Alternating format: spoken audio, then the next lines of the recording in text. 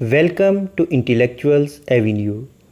Ted Hughes की जिस poem को आज हम पढ़ने जा रहे हैं उसका टॉपिक है full moon and little Frieda, यानी 14वीं रात का चाँद, मुकम्मल चाँद और छोटी फ्रीडा।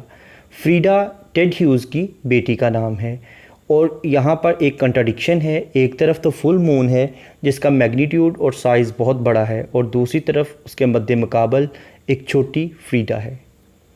पॉइट कहता है अकूल, एक सर्द, स्मॉल, मुख्तसर इवनिंग शाम, एक सर्द और मुख्तसर शाम शंग सिमट गई, सुकड़ गई, टू अ डॉग बार्क, एक कुत्ते के भौंकने की आवाज़ में, एंड द क्लैंक और झुंझुनाहट में, ऑफ आ बकेट, एक बाल्टी की।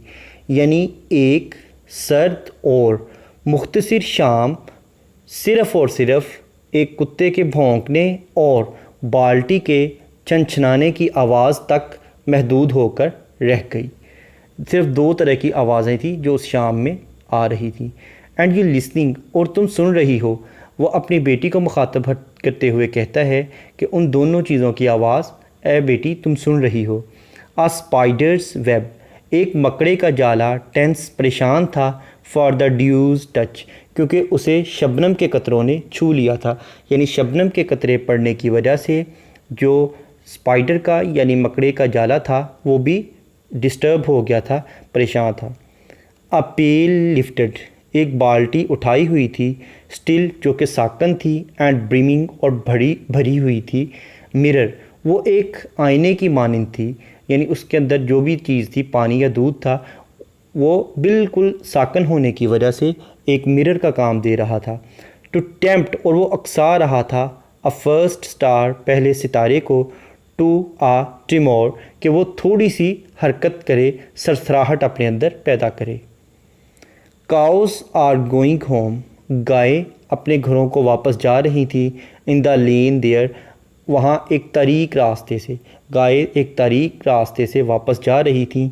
लूपिंग, और वो कमंद डाल रही थी, द हेजिस, बाड़ पर, वो जो लकड़ी की बाड़ बनी हुई थी वहाँ वो कमंद डाल रही थी।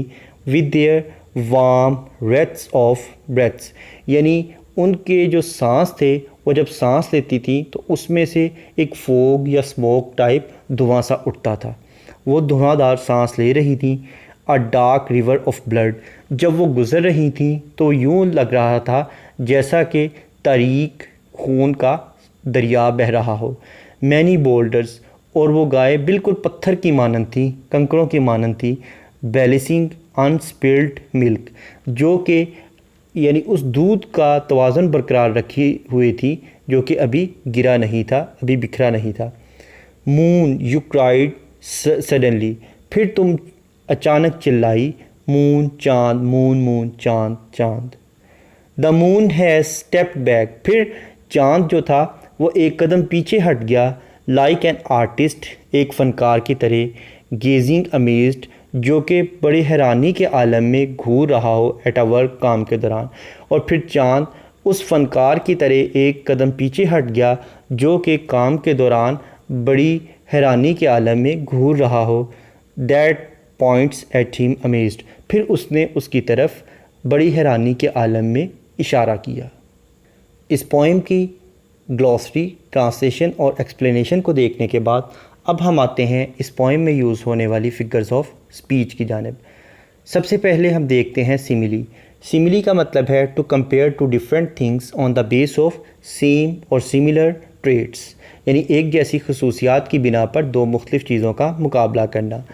इस पोइम की लाइन नंबर 6 और 7 को अगर हम देखें तो इसमें पॉइंट कहता है cows are going home in the lane there looping the hedges with their warm breath of breath, a dark river of blood, many boulders, यानी वो जो गाय जो जा रही थी उनको वो एक खूनी दरिया के साथ तशबीह दे रहा है। वो कह रहा है कि जब वो गाय एक ग्रुप की शक्ल में जा रही थी, उनका सैलाब जा रहा था, तो यूँ महसूस हो रहा था जैसा कि यहाँ तारीक खूनी दरिया बह रहा हो। नेक्स्ट है ओनोमेटोपिया। नोमेटोपिया का मतलब है लिसनिंग से रिलेटेड कोई चीज़, यानी ऐसी आवाज़ें जो हमारी सेंस ऑफ लिसनिंग को या सेंस ऑफ हेयरिंग को अपील करें। इस पोइम की लाइन नंबर 1 में वो कहता है a cool small evening shrunk to a dog bark and the clank of bucket. यानी यहाँ उसने दो आवाज़ों का जिक्र किया है, एक डॉग बार्क का और दूसरा क्लैंक ऑफ अ बकेट, यानी बाल्टी के झंझनाने की आवाज़ और कुत्ते के भौंकने की आवाज़। इन दो आवाज़ों का जिक्र किया है। नेक्स्ट है पर्सोनिफिकेशन। पर्सोनिफिकेशन का मतलब है to give the human traits to the non living things, यानी इंसानी खसूसियात किसी बेजान चीज़ को दे देना। जैसा कि लाइन नंबर 3 में वो कहता है a spider's web tense for the dew's touch, यानी जो मकरे का जाला है वो शबनम के कतरे लग जाने की वजह से परेशान है। अब टेंस होना, परेशान होना एक ह्यूमन ट्रेट है जो कि उसने स्पाइडर वेब को दे दी है। उसके बाद लाइन नंबर 10 में वो कहता है the moon has stepped back like an artist gazing amazed at a work, यानी जो चाँद था वो एक कदम पीछे हट गया। अब कदम बढ़ाना या कदम पीछे हटाना ये एक ह्यूमन ट्रेट है जो कि पोइट ने चाँद को यानी मून को दे दिया है। तो इस तरह से ये भी एक पर्सोनिफिकेशन है। नेक्स्ट है एलिट्रेशन। एलिट्रेशन का मतलब है beginning of two words in the same line with the same letters, यानी एक ही लाइन में दो अल्फाज का एक ही हरफ से शुरू होना। जैसा कि लाइन नंबर 1 में कूल और क्लैंक ये दोनों वर्ड सी लेटर से स्टार्ट हो रहे हैं। उसके बाद लाइन नंबर 1 में again bark bucket, line number 3 में टेंस टच, लाइन नंबर 5 में टेम्प्ट ट्रेमर, लाइन नंबर 6 में होम हैजिज, लाइन नंबर 6 में अगेन लेन लूपिंग, अगेन लाइन नंबर 6 में देयर और डियर, लाइन नंबर 6 में again with warm, line number 7 में blood boulders, line number 10 में artist amazed. Next है हाइपरबॉल। हाइपरबॉल का मतलब है किसी चीज़ को अप्रिशिएट करने के लिए बहुत ज़्यादा एग्जैजरेट करना, यानी किसी चीज़ की तारीफ़ करने के लिए बहुत ज़्यादा मुबालगा आराई का सहारा लेना। जैसा कि लाइन नंबर 7 में पॉइंट कहता है अ dark river of blood many boulders, यानी वो जो गाय जब गुज़र रही थी तो यूँ महसूस हो रहा था जैसा कि एक खूनी तारीक दरिया बह रहा हो, यानी वो बहुत ज़्यादा मुबालगा आराई से काम ले रहा है। नेक्स्ट है एंथ्रोपोमॉर्फिज्म। एंथ्रोपोमॉर्फिज्म का मतलब है किसी इंसान की खसूसियत जानवरों को दे देना। जैसा कि लाइन नंबर 8 में वो कहता है बैलेंसिंग अनस्पिल्ड मिल्क, यानी वो जो गाय थी वो उस दूध को तवाज़न बरकरार रखने में मसरूफ़ थी जो कि अभी बिखरा नहीं था। तो यानी बैलेंस कायम रखना ये इंसानों की खसूसियत है जो कि पोइट ने इस वक्त काउज़ को दे दी है। तो इस तरह से ये एंथ्रोपोमॉर्फिज्म है। नेक्स्ट है ऑटोबायोग्राफिकल एलिमेंट्स। यहाँ फ्रीडा जो है, जैसा कि हम ऑलरेडी ज़िक्र कर चुके हैं, ये पोइट की डॉटर का नाम है। तो इस तरह से ये पोइम अपने अंदर ऑटोबायोग्राफिकल एलिमेंट्स रखती है। नेक्स्ट है सिंबल। इस पोइम का सबसे पहले अगर हम टाइटल देखें तो वो ही कंट्राडिक्टरी है।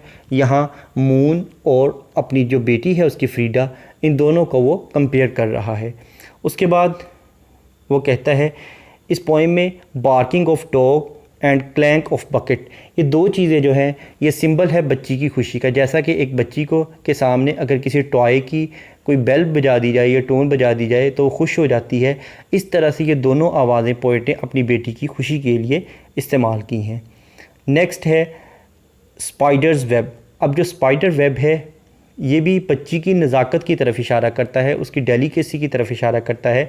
जिस तरह से एक बच्ची जो है वो छोटी सी परेशानी से बहुत ज़्यादा टेंस हो जाती है, इसी तरह से स्पाइडर का जो वेब है वो हल्के से शबनम के कतरे लगने की वजह से परेशान है। जिस तरह बच्ची छोटी छोटी बातों पे परेशान बहुत जल्दी हो जाती है, इसी तरह से स्पाइडर वेब भी परेशान है। तो ये भी एक सिंबल है।